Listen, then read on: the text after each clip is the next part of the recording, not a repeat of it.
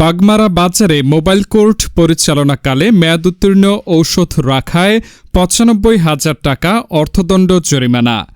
লালমাই উপজেলার বাগমারা বাজারে mobile court পরিচালনাকালে মেয়াদোত্তীর্ণ ঔষধ, ফিজিশিয়ান স্যাম্পল জাতীয় ঔষধ এবং ওভার দ্য কাউন্টার ঔষধ ছাড়া রেজিস্টার্ড চিকিৎসকের ব্যবস্থাপত্র ব্যতীত অ্যান্টিবায়োটিক মজুদ ও বিক্রয়ের অপরাধে ঔষধ ও কসমেটিক্স আইন ২০২৩ অনুযায়ী হাসান মেডিকেলকে ২০,০০০ টাকা, ফিরোজ মেডিকেলকে ২০,০০০ টাকা, ওসমান মেডিকেল হলকে ২০,০০০ টাকা, আনোয়ারা মেডিকেল হলকে ৩০,০০০ টাকা এবং ইসলামী মেডিকেল হলকে ৫,০০০ টাকা সর্বমোট ৯৫,০০০ টাকা অর্থদণ্ড প্রদান করেন উপজেলা নির্বাহী অফিসার হিমাদ্রি খিসা।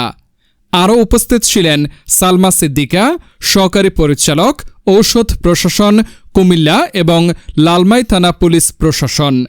জনস্বার্থে উপজেলা প্রশাসন লালমাই কর্তৃক মোবাইল কোর্টের এই ধরনের অভিযান অব্যাহত থাকবে। এদিকে আজ মাধবপুর ইউনিয়নের কান্দুঘর ঘাগরা কাটা সরকারি প্রাথমিক বিদ্যালয়ের উত্তর পাশে অবৈধ ড্রেজার মেশিন দিয়ে জলাধার ভরাট করে শ্রেণী পরিবর্তনের অপরাধে মালিক পক্ষকে বাংলাদেশ পরিবেশ সংরক্ষণ আইন ১৯৯৫ অনুযায়ী ৫০,০০০ টাকা অর্থদণ্ড প্রদান করা হয়েছে। ড্রেজারের পাইপসমূহ বিনষ্ট করা হয়েছে। ব্রাহ্মণপাড়া উপজেলার ইউএনও জানান, এ ধরনের অভিযান অব্যাহত থাকবে।